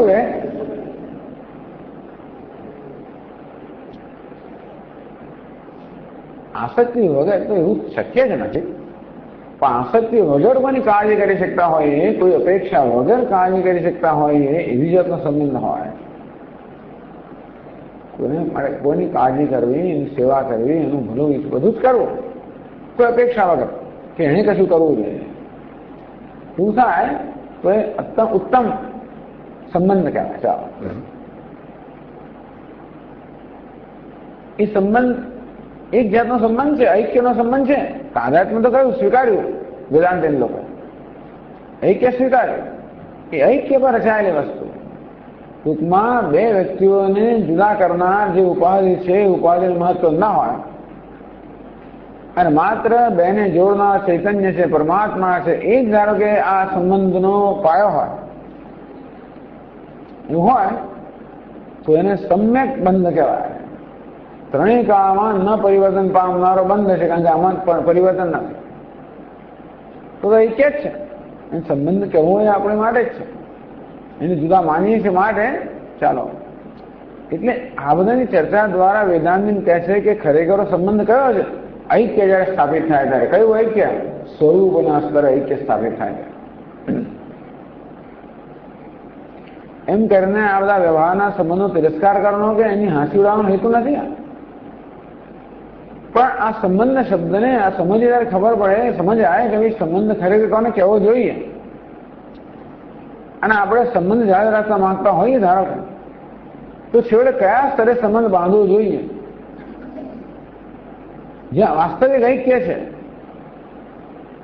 છે નથી, એવું નથી. એ તાદર ઐક્યના સ્તરે એટલે આપણે ધીમે ધીમે ત્યાં પહોંચવું જોઈએ. બે સંબંધિત વ્યક્તિઓએ આ પ્રકારે કાર્ય કરવું જોઈએ, પુરુષાર્થ કરવો જોઈએ, પ્રયત્ન કરવો જોઈએ, જેથી ધીમે ધીમે ધીમે ઉપાધિના સ્તરના જે બધી જે કઈ જોડાણો છે એ શામાં પરિણામે? આત્માના કે ચૈતન્યના જોડાણમાં પરિણામે. એ માટે એવા સંબંધો છે. જે કઈ સંબંધ બાંધવામાં આવે છે એની પાછળનો હેતુ તો એવો ખરો છેવટે કે જે વાસ્તવિક સંબંધ ઐક્ય, એ ઐક્ય માટે અનુકૂળતા ઉભી કેમ થાય? બંને જણ ચાલો પરિણામ લગ્ન થયા, લગ્ન જોડાયા, એટલે એક અનુકૂળતા કરી આપવામાં આવે. હવે તમારો સંબંધ છે કેવો છે? વાસ્તવિક છે, ઓફિશિયલ છે, સ્વીકાર્ય છે. જ્યાં સુધી સ્વીકાર્ય લેજિટિમેટ ના કહેવાય ત્યાં સુધી એને સાચો ના કહેવાય. તો આ પ્રકારે સમાજે અને બધાએ સ્વીકાર્યું કે આ બે સંબંધિત છે. તેથી બેને એ પ્રકારનો સંબંધ ધીમે ધીમે સ્થાપવા માટે અનુકૂળતા કરી આપે કે તમારો ભેદભાવ છોડતા જાઓ, છોડતા આખી દુનિયા સાથે ત્યાર સાથે અહીંથી શરૂ કરો, છોડતા જાઓ. શું છોડવું પડે? બધું શું છોડવું પડે? બધું મિથ્યા સ્તરે છોડતા જવું પડે. તો એની જ આપણે ખરેખર આધ્યાત્મિક ઉન્નતિ કહીએ, જીવનની ઉન્નતિ કહીએ, જ્યાં આ જુદા પાડનારની જે વસ્તુઓ છે બધી છૂટતી જાય અને વાસ્તવિક રીતે બે વ્યક્તિઓને જોડનાર જે તત્વ છે એ સ્તરે જયારે સંબંધ થાય, કોઈ દાડો ના છૂટે. પછી કાલત્રયને પરિયેથી તત્સમ્યક વિગીયતે. ત્રણેય કાળમાં જે બદલાય નહીં, ફરી ના જાય, એને આપણે સમ્યક કહીએ. એવું કશું છે જ નહીં દુનિયામાં. શરીરનો સંબંધ હોય અને લાગણીનો સંબંધ હોય, બુદ્ધિનો સંબંધ હોય, વિચારનો સંબંધ હોય, બધી વસ્તુ પરિવર્તનશીલ છે. લાગણીએ બદલાય, વિચારો બધું બદલાય. તો ભલે શરૂઆત આનાથી થાય, પણ એનો એ ઉપયોગ કરે ને, ટૂંકમાં આપણે એક લાભ છે. બંને વ્યક્તિ જેને પ્રેમ કરે છે, જેને ચાહે છે, એ બહુ સારી વસ્તુ છે. એ શરૂઆત છે, અંત નથી. એ શરૂઆત કરવાની. બંને વચ્ચે આવી રીતે લાગણીના સંબંધ છે, એ લાભદાયી વસ્તુ છે. ગમે તેની સાથે શરૂ કરવું આપણે, એના કરતા લાગણીનો સંબંધ હોય તેની શરૂઆત થાય તો પેલું બીજું છોડવું શક્ય બને. અને તો પકડી રાખવા માટે નહીં, સંબંધ છોડવા માટે છે. એમ છોડતા છોડતા કયા સ્તરે સંબંધ બંધાય? આત્માના એક સ્તરે. તો વેદાંત એને સંબંધ કે બાકી કયો સંબંધ વેદાંત સ્વીકારતો નથી કે છે જ ક્યાં, કલ્પના સિવાય ક્યાંય નથી. તેને સંબંધ શબ્દાર્થો નાસ્તિક માટે સંબંધ નામના શબ્દનો અર્થ કોઈ જગ્યાએ કહ્યું છે જ નહીં. જે ક્યારે પણ એના બદલાતો એવું તો કહ્યું છે નહીં. અને બંધન કોને કહેવાય? બંધાયેલા બે કદાચ જુદું હોય, ત્રીજું એવું પણ ક્યાંય દેખાતું નથી. માટે સંબંધ નામની વસ્તુ ક્યાંય પણ વિવેકથી જોઈએ તો જણાતી નથી. એમ કરીને આ દેહની અનિર્વચનીય સિદ્ધ કરે.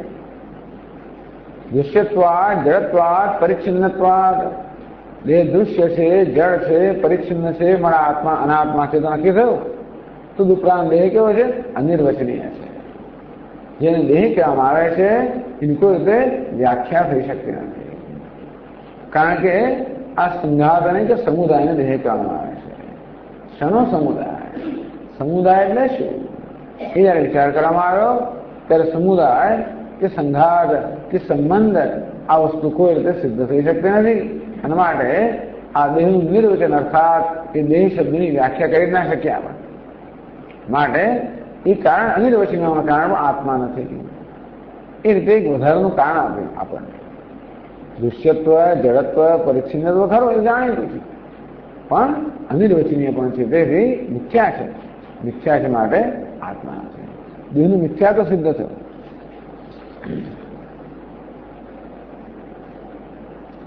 પોતાના પણ આગળ કહે છે એવમ સંઘાત દેહ ઇતિ પક્ષમ નિરાકૃત્ય. આ પ્રકારે સંઘાત એટલે સમુદાય દેહ છે એ પક્ષ. તમે દેહ કોને કહો? સમુદાય દેહ કહીએ, સંઘાત દેહ કહીએ છીએ. સંઘાત કે સમુદાય વસ્તુ સિદ્ધ ના થઈ શકે માટે સમુદાય કે સંઘાત દેહ છે એ પક્ષ કે અભિપ્રાયનું નિરાકરણ કર્યું. સંઘાત ઘટકાનામ ઇન્દ્રિયાદિનામ અનાત્મત્વ બોધયતિ. હવે જેનો સંઘાત છે, 5 જ્ઞાનેન્દ્રિયો, 5 કર્મેન્દ્રિયો, 5 પ્રાણ વગેરે વગેરેનો સપ્ત ધાતુ વગેરેનો સંઘાત છે, એ પ્રત્યેકનું અનાત્મા પણ સિદ્ધ કરે છે.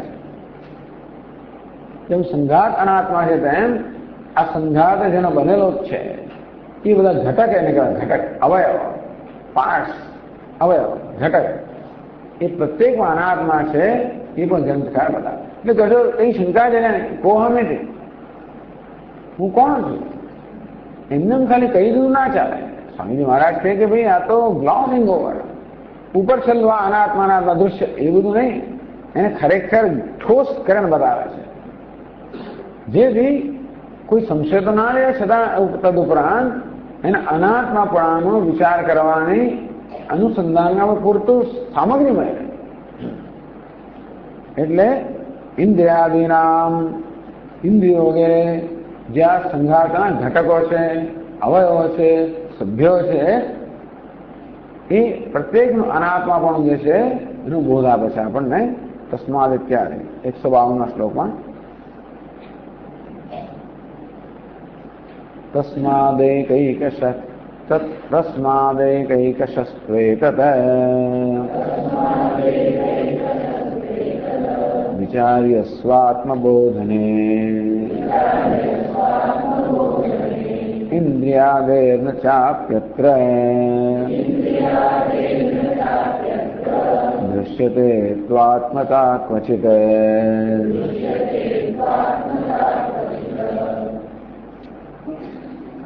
તસ્માત એકૈકશઃ તો એતદ વિચાર્ય સ્વાત્મબોધને ઇન્દ્રિયાદેઃ ન ચાપ્યત્ર દૃશ્યતે આત્મતા ક્વચિત. કે છે ટીકાકાર સ્વાત્મબોધને જિજ્ઞાસું પ્રતિ આત્મબોધને કર્તવ્ય. તો આચાર્ય જ્યારે જિજ્ઞાસુને આત્માનો ઉપદેશ કરતા હોય કે જિજ્ઞાસુને આત્માનો બોધ જાગે એ માટે ઉપદેશ કરતા હોય. ઉપદેશ માત્ર એવું ઉપદેશ કરીને સંતોષ નથી માનવા, પણ જિજ્ઞાસુમાં આત્માનું જ્ઞાન જન્માવા માટે આત્મબોધને કર્તવ્ય, જિજ્ઞાસુમાં આત્માનું જ્ઞાન જન્માવા માટે ઇન્દ્રિયાદીનામ અનાત્મત્વે વિદ્વદ અનુભવતાદાહ તસ્માત એકૈકશઃ તો પ્રત્યેક લઈએ આપણે એકૈકશઃ જે સંઘાતનો એક એક ઘટક છે, અવયવ છે, એ તો વિચાર્ય આ પ્રકારે વિચાર કરવામાં આવે સ્વાત્મબોધને આત્મનું જ્ઞાન જન્મે તે માટે આ પ્રત્યેક વજન વિચાર કરવામાં આવે ત્યારે ઇન્દ્રિયાદેન ચાપ્યત્ર દૃશ્યતે ત્વાત્મદા ક્વચિત ઇન્દ્રિય વગેરેની અંદર ક્યાંય પણ આત્મા પણ કોઈને દેખાતું નથી. એક એક વસ્તુ લો, દેહને આપણે આત્મા કહી દીધો ખરો, દેહ શું છે નક્કી ના થયું, મારે એ મિથ્યા નક્કી થયો. તો પણ દેહ એટલે શું? આ 5 જ્ઞાનેન્દ્રિયો, દેહ એટલે સ્થૂળ ને સૂક્ષ્મ બંને રહે. તો જ્ઞાનેન્દ્રિયો કર્મેન્દ્રિયો બધાનો માત્ર ચાલો એક એક ના બધું એમાં આત્મા પણ ક્યાં છે? એક એક ઇન્દ્રિયમાં આત્મા પણ છે, એક એક પ્રાણમાં આત્મા ક્યાં છે? એકૈકશઃ એક એકને આપણે આ પ્રકારે તપાસીએ ત્યારે વિચાર કરવામાં આવે ત્યારે ઇન્દ્રિયાદેહ ન ચાપ્યત્ર દૃશ્યતે તુ આત્મદા ક્વચિત ક્યારે પણ ઇન્દ્રિય વગેરેમાં આત્મા પણ ક્યારેય પણ કોઈને દેખાતું નથી. જ્યાં સુધી વિચાર ન કરીએ ત્યાં સુધી આત્મા માની લેવામાં આવે એ કલ્પના જ છે ને. જેમ સંબંધ કલ્પના છે તેમાં દેહ આત્મા કલ્પના જ છે. એટલે કે દેહ તો આત્મા છે, એક ભાઈ દુનિયામાં પ્રસિદ્ધિ છે, આપાત પ્રસિદ્ધિ ના ચાલે. ન્યાય અવિરુદ્ધ પ્રસિદ્ધિ, ન્યાયથી વિરુદ્ધ ના એ પ્રકારની પ્રસિદ્ધિ આપણે સ્વીકારી શકીએ. તો વિદ્વત અનુભવતા વાળા પહેલા વિદ્વત અનુભવ કહે છે કે આત્મદા ક્યાંય પણ કોઈ જગ્યાએ પણ આત્મદા જણાતી નથી, એ ક્યારેય જણાતી નથી. ચાલો આત્મદા કોને? આત્મદા હિ સર્વાંતરતા. આત્મા કોને કહેવાય? જે સર્વાંતર છે, અંતરતમ છે એને આત્મા કહેવાય. સા છે સાક્ષી ભાષ્યતયા તતઃ ઘટાદિવત ભાષ્યત્વેન ઇન્દ્રિયાદે ન સંભવતી ભાવ. તો ઘડો જે છે ને સાક્ષી, ઘડો તો અનાત્મા છે નક્કી છે. ઘડો આપણે અનાત્મા કેમ જાણીએ છીએ? ઘડો અંતરતમ નથી. ઘડામાં તો સર્વાંતરતા નથી, ઘડો બહાર છે, આત્મા અંદર છે, હું એટલે અંદર છું આપણે જાણીએ છીએ, પણ ઘડો અનાત્માથી જાણીએ છીએ. ચલો ઘડાની શું વિશેષતા છે? સાક્ષી ભાષ્ય. ઘડો આપણને સાક્ષી એટલે આપણને આપણા જ્ઞાનનો વિષય છે. તો એનો અર્થ એ થયો કે જે કોઈ સાક્ષી કે દ્રષ્ટાના જ્ઞાનનો વિષય હોય એ આત્મા ના હોય. તો એ ઇન્દ્રિયો કહો છો, ઇન્દ્રિય અને પ્રાણ બધી વસ્તુ છે શું છે એ પણ સાક્ષી ભાષ્ય અર્થાત આત્મા વડે ભાષ્ય છે, આત્મા વડે પ્રકાશિત છે, આત્માના વિષયો છે. અને માટે એમાંનું કોઈ પણ આત્મા ના હોય, સર્વાંતર ના હોય. ભલે ઘડા કરતા શરીર અંદર છે, શરીર કરતા પ્રાણ અંદર હોય, પ્રાણ કરતા ઇન્દ્રિય અંદર હોય, ઇન્દ્રિય કરતા મન અંદર ભલે અંદર પણ ભલે હોય, તો સર્વાંતર પણ નથી. દૃશ્યાધિવૃત્ત, આ બુદ્ધિની વૃત્તિઓ પણ દૃશ્ય છે. એ સાક્ષી ભાષ્ય એટલે દૃશ્ય છે. અને માટે અંતરતમ નથી, માટે એમાં આત્મા પણ નથી. સાચ સાક્ષી ભાષ્યતા તતઃ ઘટાદિવત, તે કારણથી જેમ ઘડો વગેરે સાક્ષી ભાષ્ય હોવાના કારણે આત્મા તે રીતે ઇન્દ્રિયો વગેરે જે આ દેહના ઘટકો છે એ પણ સાક્ષી ભાષ્ય છે, એ પણ દ્રષ્ટાને ના જ્ઞાનના વિષયો છે. અને માટે બાહ્યત્વ એમનું બહાર પણ છે, અંતર પણ નથી. અંદર પણ જેનો હોય, કોઈ પ્રકારના સંકોચ વગર જે અંદર પણ હોય એને આત્મા કહેવાય. તો અંદર ખરા હોય, કશાની દ્રષ્ટિ બહાર હોય તો બહાર પણ છે. આમ દેહમાં બહારના પદાર્થોની સરખામણીમાં અંતર પણ, તો મનની સરખામણીમાં બહાર પણ, તો મનમાં દેહની તુલનામાં અંતર પણ, તો આત્માની તુલનામાં બહાર પણ હોય, આત્મા ના હોય. તો જરા બાહ્યતા ના હોય આત્માના, એ જ આત્મા હોય. એટલે કહે છે કે બાહ્યત્વેન ઇન્દ્રિયાદેહ ન સંભવતી. તેથી ઇન્દ્રિય વગેરેમાં બાહ્યતા છે. અંતરતમ આંતરતમત્વ જે હોય એવા જ એ આત્મા કહેવાય. પણ એ આત્મા ધર્મ છે જેમાં બાહ્યતા હોય એ આત્મા બાહ્યતા હોય છે નહીં. તો ઇન્દ્રિયો તમારા જ્ઞાનનો વિષય જેવું તમે કેમ નક્કી કર્યો? આંખોથી કાન દેખાય છે? યદ્યપિ ઇન્દ્રિયત્વેન રૂપેણ ન ઇન્દ્રિયાણામ સાક્ષી પ્રત્યક્ષમ. આંખો આપણને ન દેખાતી હોય કે કાન કદાચ આપણે એવા જ્ઞાનના વિશે ભલે ન થતા હતા પણ પશ્યામી જિઘ્રામી ઇત્યાદિ આકારને પ્રસિદ્ધમ પણ હું જોઉં છું એમ જયારે કહીએ ત્યારે મને પદાર્થ ક્યારે દેખાય? અંદર આંખો આવી જાય ત્યારે કે સાંભળું છું, સૂંઘું છું એમ જયારે કહીએ ત્યારે એમાં ઇન્દ્રિયોનો પણ સમાવેશ થઈ જાય છે. એ રીતે ઇન્દ્રિયો પણ આપણા જ્ઞાન વિશેષ માટે એવું આત્મા. આ પહેલા વિદ્વાનનો અનુભવ કર્યો. આ તો પ્રત્યક્ષ કહ્યું. પ્રત્યક્ષ કોને છે? વિદ્વાનો માટે પ્રત્યક્ષ. બીજા માટે અનુમાન છે. આપણે કે ઇન્દ્રિય અનાત્મા પ્રત્યક્ષ દેખાતી નથી એટલા માટે અનુમાનથી આપણને સિદ્ધ કરે છે કે ભાઈ ઇન્દ્રિય અનાત્મા છે. ભલે વિદ્વાનો માટે ઇન્દ્રિય અનાત્મા છે એવું પ્રત્યક્ષ જ્ઞાન છે કે દેહ અનાત્મા પ્રત્યક્ષ જ્ઞાન છે. પરંતુ અજ્ઞાની અવિવેકી માટે હજી પ્રત્યક્ષ જ્ઞાન નથી. એનો અનુમાનનો વિષય છે. અનુમાન એટલે અનુમાન બતાવે છે.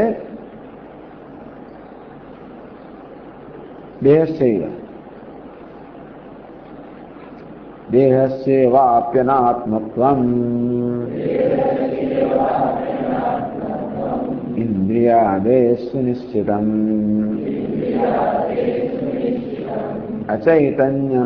અચૈતન્યમપિપ્રાપ્તમ મામૃતે તેષુ સર્વતઃ.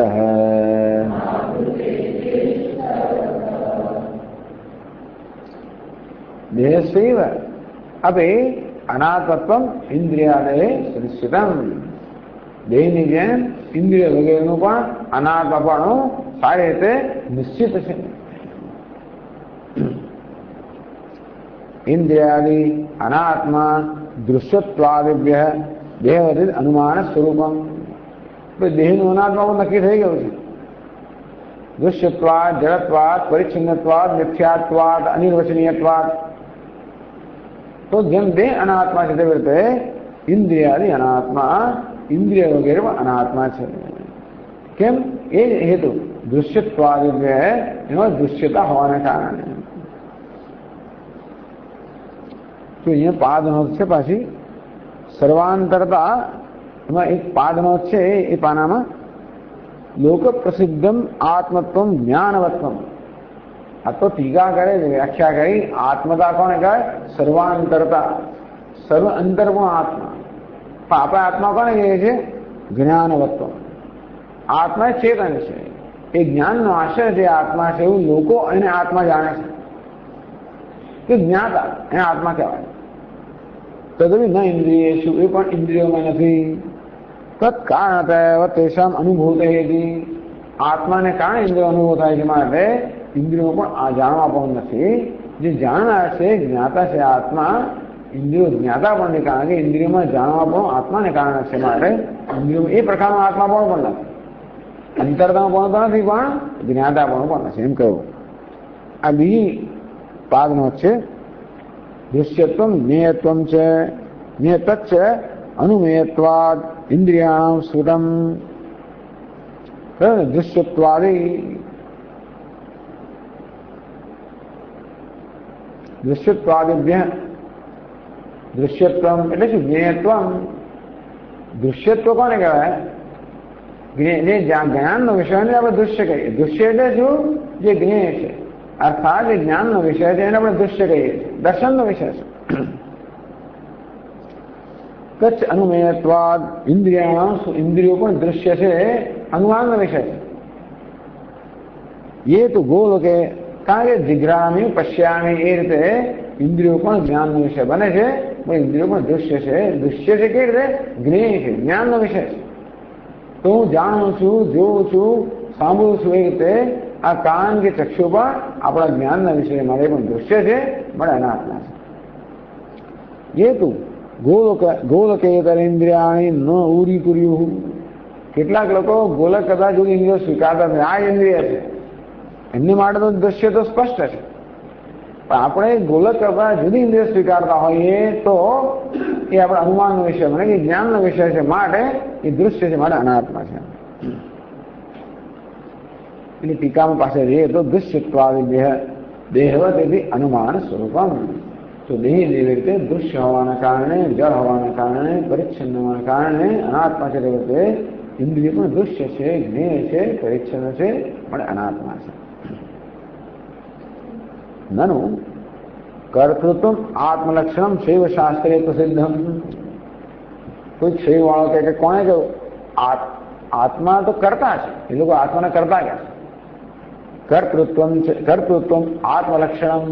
દરેક આત્માનું જુદું લક્ષણ કહેતા હોય. કોઈ આત્માને જ્ઞાતા કહેતા હોય, કોઈ આત્માને સાક્ષી કહેતા હોય, કોઈ આત્માને સુખી દુઃખી કહેતા હોય, કોઈ આત્માને કરતા ભોગતા કહેતા હોય. તો શૈવ લોકો કહે છે કે આત્મા તો એ કરતા, કર્તૃત્વ કરતા પણ જેમાં છે એ આત્મા છે.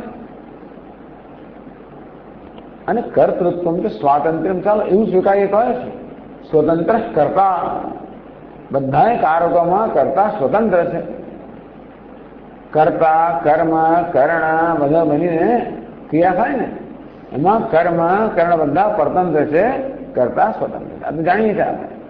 જો ભોજનની ક્રિયા થતી હોય તો હું ભોગતા છું. ભોજન કર્મ છે, હાથ કરણ છે વગેરે. થાળી અપાદાન છે, જ્યાંથી લાવવા આવે ને ક્રિયા. આ બધામાં સ્વતંત્ર કોણ છે? હું. ભોજન કરતા સ્વતંત્ર છે. પછી લાડુ સ્વતંત્ર નથી, મારા મોં મૂકો કે એવું નક્કી કરો. લાડુ જાતે આવી જતો હોય તો જુદી વાત છે. ઘણી વાર સ્વતંત્રતા ગુમાવી બેસે, જુદી વાત છે. આમ બટાડો ઓળો આવ્યું ના આવે, મોં એવું પાણી આવે કે આપણો કાબુ પણ ના રહે, સીધું મોં જતું રહે, પછી જે હાલત થાય જુદી વાત છે. માણસ વિચારા કર્યા વગર અંદર મૂકી દે ને પછી જે તકલીફ થઈ જાય, અંદર ગળાય પડે ને બહાર એવું તો બધું ગરમ ગરમ ભજીયા ત્રાસ. તે આ ભોગતા પોતાનું સ્વતંત્રતા પોતાને ગુમાવી દેતો હોય છે, પણ સામાન્ય રીતે કરતા સ્વતંત્ર કરતા. તો સ્વતંત્ર આત્મા હોય, ટૂંકમાં જો કરતા આત્મા કરતા એ આત્મા હોય તો કરતા સ્વતંત્ર છે, માટે આત્માનું બીજું લક્ષણ તો સ્વતંત્ર. જ્યાં સ્વતંત્રતા છે ત્યાં આત્મતા છે. તો આ બધા સ્વતંત્ર છે કે નહીં એ નક્કી કરવા. કર્તૃત્વ કે સ્વાતંત્ર્યમ તચ્ચ ઇન્દ્રિયાદિના વ્યાપારે સુરમ. તો પેલો કોઈ કહે છે કે ઇન્દ્રિયો પણ સ્વતંત્ર જોવા માટે, સાંભળવા માટે. તો તેથી ઇન્દ્રિયોમાં કર્તૃત્વ છે, પણ એમાં આત્મા પણ છે. તું કેમ નહીં? જ્યાં કર્તૃત્વ છે ત્યાં આત્મા છે, અને કર્તૃત્વમાં સ્વતંત્રતા છે. સ્વતંત્રતા પણ ઇન્દ્રિયો પણ પોતાના વિષયના જ્ઞાન માટે સ્વતંત્ર છે. પ્રાણ પણ પોતાની પ્રવૃત્તિમાં સ્વતંત્ર છે. તો પછી એમનામાં આત્મા પણ કેમ નહીં? ઇતિહાસંખ્ય સ્વાતંત્ર વ્યાપક ચૈતન્ય ભાવમ વ્યાપ્ય ભાવ દર્શનાય આહ. સ્વાતંત્ર વ્યાપકમ ચૈતન્યમ. સ્વતંત્ર ક્યાં હોય? જ્યાં ચૈતનતા હોય ત્યાં સ્વતંત્રતા હોય. ચેતનતા વ્યાપક છે, સ્વતંત્રતા વ્યાપક છે, ચૈતન્ય વ્યાપક છે. એમ કે ચૈતન્ય સ્વાતંત્ર વ્યાપક એટલે ચૈતન્ય જે છે ને એ જ્યાં હોય ત્યાં સ્વતંત્રતા હોય.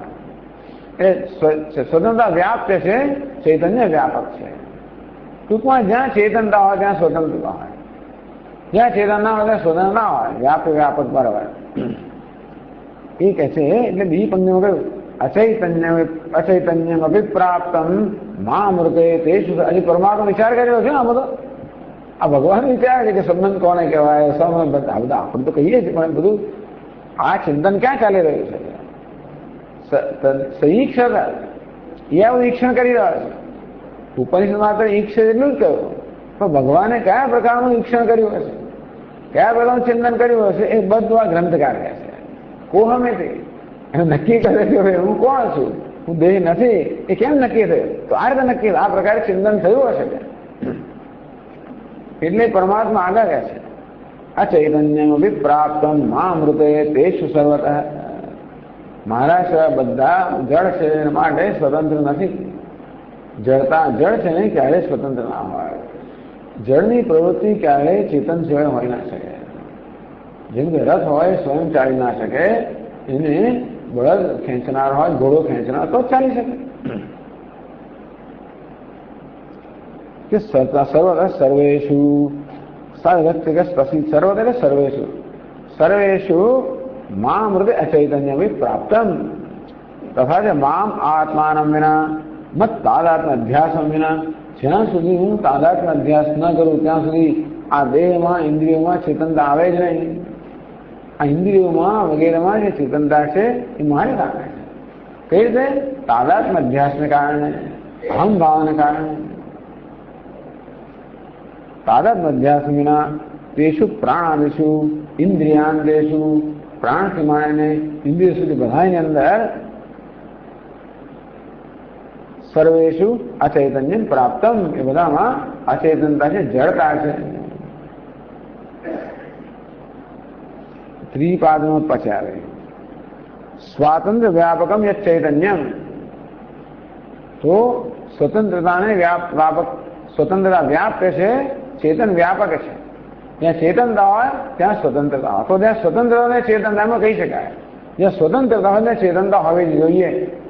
એટલે સ્વતંત્રતા વ્યાપક છે, ચેતનતા વ્યાપ્ત છે. એમાં કહેવાય વ્યાપ્યસ્ય સ્વાતંત્ર્ય અભાવમ દર્શયતું. ટૂંકમાં આ સ્વાતંત્ર એટલે વ્યાપ્ત છે, ચેતનતા વ્યાપક છે. ચેતનતા સ્વતંત્ર ના હોય એ કહેવા માટે. ચૈતન્ય મંત્ર સ્વાતંત્ર નાસ્તી વસ્તુ, ચેતનતા હોય સ્વતંત્રતા ન હોય એવો ભાવ છે. પછી ચોથી પાદનો ક્યાં આવે? સર્વેશુ અચૈતન્યમ પ્રાપ્તમ. મારા વડે તાદાત્મ અધ્યાસ ના હોય તો બધા જળ છે. તો ચોથી પાદમાં સુષુપ્ત્યાદૌ અદૃષ્ટે બોધ્યમ. જો સુષુપ્ત આપણે જયારે ઊંઘી ગયા હોઈએ ત્યારે આંખો જુએ જ ખરી. જો આંખો જોવામાં સ્વતંત્ર હોત, તમે શું કહો છો કે જ્યાં સ્વાતંત્ર્ય છે ત્યાં આત્મતા છે. અમે કહીએ કે સ્વાતંત્ર્ય ક્યાં હોય? જ્યાં ચેતનતા હોય ત્યાં. ચેતનતા ના હોય તો સ્વતંત્રતા નથી. તો આપ કહો છો કે નહીં, ઇન્દ્રિયો પોતાના વિષયમાં સ્વતંત્ર છે. આંખો જોવામાં સ્વતંત્ર છે, એની કોણ રોકી શકે? કાન સાંભળવાનું કોણ રોકી શકે? તો હું રોકી શકું. હું જો એમાં તાદાત્મ અધ્યાસ ન કરું તો આંખો જોઈ ના શકે, કાન સાંભળી ના શકે. તો ક્યાં જવાનું? સુષુપ્તિમાં. સુષુપ્તિમાં તાદાત્મ અધ્યાસ જતો રહે. સુષુપ્તિની અંદર અધ્યાસ જતો રહેશે. દેહમાં અહમભાવ નથી, ઇન્દ્રિયોમાં અહમભાવ નથી. એ અહમભાવ રૂપી તાદાત્મ અધ્યાસ નથી, માટે આંખો જોઈ શકે ત્યારે ના જોઈ શકે. કાન સાંભળી ના શકે, નગારા વગર ના સાંભળે. લોકો આરામથી ઊંઘતા હોય છે, મને સમજ કઈ તકલીફ નથી. નગારા શું આટલા લાઉડ સ્પીકર વાગતો લોકો આરામથી ઊંઘી શકે. કેમ? બસ એની ભગવાને એની વ્યવસ્થા કરી આપી છે. જો કાન સાંભળતા હોય સ્વતંત્ર કોઈ દાડો ઊંઘ ના આવી શકે. જો કૂતરા ભસવા મળે એક બાજુ ચાલુ કરે, સવારે મારો મોર ચાલુ કરી દે છે બાપુ. જે કૂતરાથી ઊંચા જોવા જઈએ રાત્રે કૂતરા સવારે મોર શરૂ કરી દે. મને રોજ કેમ ઉઠી વહેલા કેમ ઉઠી જાય મને સમજ જ નહીં પડે. લાગુ આ લોકો ઉઠાડતા છે. જે ચાલુ કરે સવાર પછી રાત્રે પેલી કોયલ આવે છે, અમે પછી દવા કરી જે વાત. પણ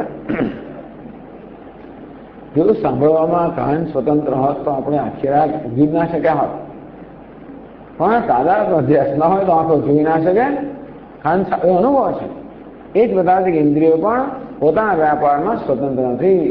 ચૈતન્યની વ્યાપ્તિ વગર ઇન્દ્રિયો પોતાના વ્યાપારમાં સ્વતંત્ર નથી. કથન ઇદમ મદૃતિ વ્યાખ્યાને તથાપિ નવીના આત્માનમ ઇત્યાદિ ગ્રંથને નિર્ણિતમ. તો આ વસ્તુ નિર્ણય થઈ ગયો છે કે જળની અંદર ચેતનને અધિષ્ઠાન વગર કે અધિષ્ઠાતૃત્વ વગર કોઈ રીતે પ્રવૃત્તિ ન હોઈ શકે. તેથી અનુમાન કહે છે ઇન્દ્રિયો પણ આત્મા નથી. કેમ છે? કારણ કે દૃશ્ય છે. દૃશ્ય જ્ઞાત છે. તો કઈ સ્વતંત્ર પણ નથી, પરતંત્ર છે. હું જ્યાં સુધી તાદાત્મ અધ્યાસ દ્વારા એમને ચેતનતા પ્રદાન ન કરું ત્યાં સુધી ઇન્દ્રિયો વગેરેમાં પરતંત્ર છે, માટે એ આત્મા નથી. આ પ્રકારે કોહમેરી હું કોણ છું એનું આ ચિંતન ચાલી રહ્યું છે. ઓમ પૂર્ણમદ પૂર્ણમિદં પૂર્ણાત પૂર્ણમુદચ્યતે પૂર્ણસ્ય પૂર્ણમાદાય પૂર્ણમેવાવશિષ્યતે. ઓમ શાંતિ શાંતિ શાંતિ. શંકરં શંકરાચાર્યં કેશવં બાદરાયણં સૂત્રભાષ્યકૃતૌ વંદે ભગવन्तौ પુનઃ પુનઃ. ઈશ્વરો ગુરુરાત્મેતિ મૂર્તિભેદ વિભાગિને વ્યોમવદ્વ્યાપ્તદેહાય દક્ષિણામૂર્તયે નમઃ. ઓમ શાંતિ શાંતિ શાંતિ. હરે